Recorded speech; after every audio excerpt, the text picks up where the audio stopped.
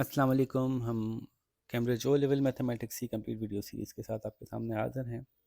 इस सिलसिले में हम ऑड्री सिम्पसन की बुक यूज़ कर रहे हैं क्योंकि वो बुक एक साथ पूरा कोर्स कवर करती है और उसमें एग्ज़ाम स्टाइल क्वेश्चंस भी अच्छे दिए हुए हैं।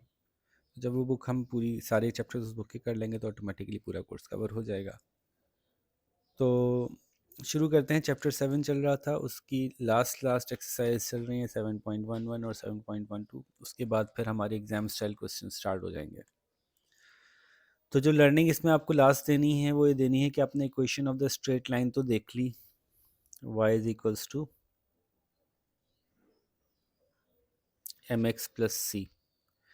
अब ग्राफ जब हम प्लॉट करते हैं मुख्तलिफ इक्वेशंस के तो स्ट्रेट लाइन के अलावा भी हो सकते हैं। जैसे कि इन्होंने एक इक्वेशन दी y is equals to X cube plus two या y is equals to X square plus one, जो भी। तो ये जो डिफरेंस है वो वैल्यूज़ की पावर की वजह से मेजरली एक बड़ा डिफरेंस आता है।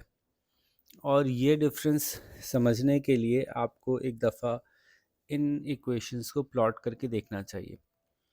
और इत्तेफाक है कि या सोच समझ के ज़ाहिर है इन्होंने बुक वालों ने बनाया होगा कि पहले इन्होंने जो काम दिया वो काम यही दिया है कि मुख्तलिफ़ तरह की other than the straight line equations, इन्होंने मुख्तलिफ़ तरह की इक्वेशंस आपको दी हैं कि आप इनके ग्राफ प्लॉट करके देखो। तो 7.11 में इनका टेबल बनाना है, 7.12 में इनके ग्राफ्स बनाने हैं।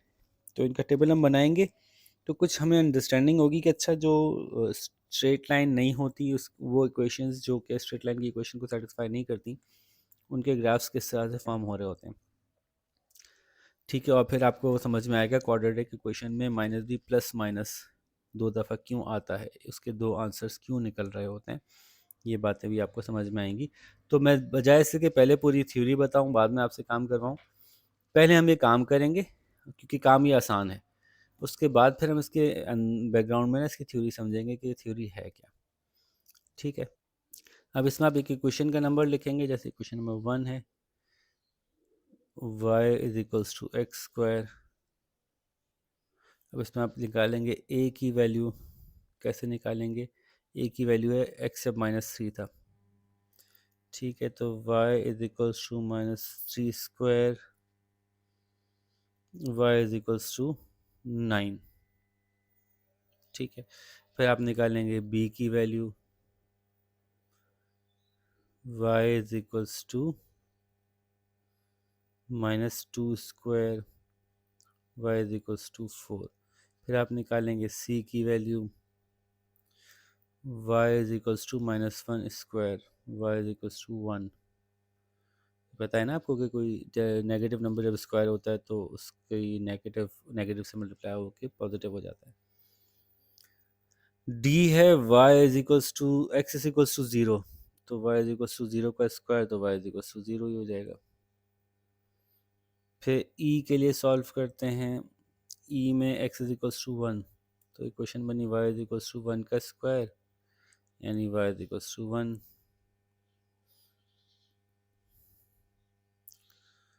फिर f के लिए सॉल्व करते हैं। f है 2 और g है 3। y इज इक्वल्स टू 2 का square, y is equals to 4, y is equals to 3 का square, y is equals to 9। Now you see y is going to be 9 2 times and 4 2 times and 1 2 times while having different values of x। -3 x के ऊपर भी 9 हो गया और 3 पर भी 9 हो गया। तो ये ग्राफ किस शक्ल का बनेगा? तो ये इंटरेस्टिंग सवाल अपने जहन में रोकें और जब हम ये सारे चार्ट्स बना लेंगे तो फिर आपको हम 7.12 में लेके जाएंगे जहाँ पे कि इनके ग्राफ्स बना के हम आपको चेक कराएंगे कि ये क्या हो रहा है, कैसे हो रहा है। बहुत इंटरेस्टिंग, बहुत मज़े का काम है। अच्छा जी, अब इसमें करने का काम मेरा क्या रह गया आपको, मैं आपको क्या समझाऊं इस एक्सरसाइज में से क्या मुश्किल है जो आपको समझना पड़ेगा। ये हर सवाल से पहले आप ये बनाएंगे अपने पास, ये डब्बा बनाएंगे और ये ABCD मत लिखिएगा, ABCD की जगह नीचे लिख दिएगा ABCDEFG। और इसकी वैल्यूज़ को फिल कर दीजिएगा सॉल्व करते करते। तो मैंने 1 कर दिया है। अब मैं कुछ और बता देता हूँ, कोई 1 आध 2 3 और सॉल्व करा देता हूँ। ज़ाहिर है सब एक जैसे ही, टेक्निक एक ही है ना इसमें, तो कोई ज़्यादा मुश्किल लग रहा होगा तो मैं बात करता हूँ। जैसे अब ये है, तो इसमें अगर वैल्यूज़ डालेंगे तो -3, तो 3 3 9, 9 3 27, माइनस में तो माइनस में ही रहेगा क्योंकि क्यूब में माइनस माइनस ही रहता है। तो -27 + 2, तो इट बिकम्स +20, -25।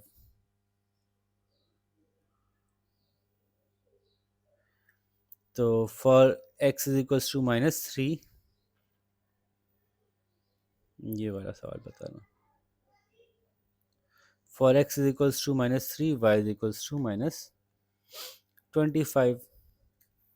तो इसी तरह से सारी वैल्यूज पुट कर दें। मतलब इसमें टेक्निकली या कोई कॉन्सेप्चुअली मुश्किल बात नहीं है, बस करना है तो करना है। कोई और सवाल देख लें, इसमें क्या है, जो वैल्यू निकलेगी उसको माइनस कर दीजिएगा। जैसे x इज इक्वल्स टू 3 की निकाल रहे हैं, x इज इक्वल्स टू -3 की निकाल रहे हैं, तो ये माइनस बाहर याद से लगा के रखिएगा। तो 3 3 9 3 27 माइनस में, और बाहर वाले माइनस से मल्टीप्लाई होगा तो प्लस हो जाएगा, तो ये +27 होगा। अगर x इज इक्वल्स टू -3 है तो y इज इक्वल्स टू +27 होगा। ठीक है, तो ये छोटी छोटी सी टेक्निकली चीज़ों को आपको देखना होगा। यहाँ पे मल्टीपल टाइम्स x इनपुट हो रहा है, बस यही बात है। तो अगर x की वैल्यू -3 पुट करते हैं तो 3 3 9 ये हो जाएगा, और माइनस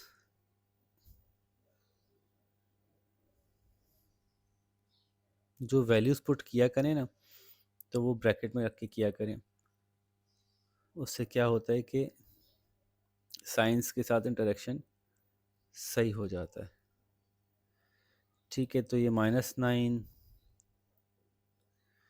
माइनस माइनस प्लस 6 + 1, तो 7 हो गया। तो 7 - 9 इज़ -2। बस ये थोड़ा सा मैं समझा रहा था कि ये जो साइंस हैं ये कैसे इंटरेक्ट होंगे, इसलिए मैंने इस पे टाइम भी लगा दिया। ये आप खुद से समझ में आ रही है आपको बात? ठीक है, इसी में अगर +3 होता,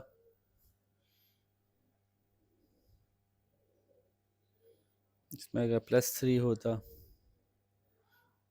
पेन की थिकनेस भी कम कर लेते हैं, तो ये रहा -3 का स्क्वायर -2 3 + 1, तो ये 3 3 9 माइनस में आता। ठीक है, लेकिन 3 2 6 माइनस में आता, +1, तो ये जो प्लस में हुआ था ना, अब ये माइनस में आ गया इस माइनस के साइन की वजह से, स्क्वायर की वजह से। तो जो भी अंदर शक्ल होगी वो प्लस में कन्वर्ट होगी और बाहर वाले से टकरा के माइनस बन जाएगी। तो -9 -6 -15 -15 +1 -14, इसका आंसर आएगा +3 के केस में। तो मुख्तलिफ़ तरह के केस हैं इसमें उन्होंने बता दी। जब एक्स अंडर अंडर डिवीज़न होगा, यानी डिनोमिनेटर की शक्ल में होगा, तो फिर एक्स की वैल्यू ज़ीरो पुट नहीं करेंगे, क्योंकि any number divide by zero फिर वो इन्फिनिटी चला जाएगा। ये छोटा सा केस आपने देख लिया। यहाँ भी ऐसे ही है कि एक्स की वैल्यू 2 दफ़ा इनपुट हो रही है, तो उसमें कोई मसला नहीं है। So now what you have to do is go and complete this table. Answers already पीछे दिए हुए हैं, तो आप इसको मैच ज़रूर कर लीजिएगा। इसलिए कि प्लॉट करने जाएं और फिर जाके पता चले कि वो गलत निकाला था, तो फिर ये नहीं होना चाहिए। तो आंसर्स पहले पहले आप ये निकाल लीजिए, फिर आंसर्स मैच कर लीजिए। कोई रॉकेट साइंस इसमें अब नहीं है, तो आप इसमें वैल्यूज पुट कीजिए, आंसर्स निकालिए, और इसको टेबल से कंप्लीट करके मेरे पास आइए। फिर हम इसको प्लॉट करते हुए कुछ मज़ेदार चीज़ें अंडरस्टैंड और लर्न करेंगे।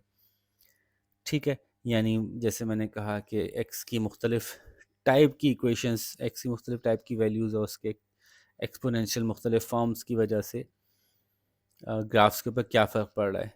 तो इसको सीरियसली आपको ड्रॉ करना चाहिए, और ये एक ऐसी लर्निंग है जो कि आगे बहुत आगे तक मैथ्स में आपको, अगर आपने अच्छे से समझ लिया ना, तो आपको बहुत सपोर्ट करेगी। तो उस पर थोड़ा सा कॉन्सेंट्रेट ज़्यादा करें। और हालांकि है फ़न, बड़ा मज़ेदार सा, बड़ा इन्जॉयबल है, लेकिन अक्सर जगहों पे इसको जो है ना बहुत बोरिंग और बड़ा अजीब सा रूखा रूखा करके डिस्कस किया जाता है। So I'll be showing you how these equations and their graphs will work. So let's meet in the next exercise, in the exercise number 7.12. तब तक अपना ख्याल रखें। अल्लाह हाफ़िज़।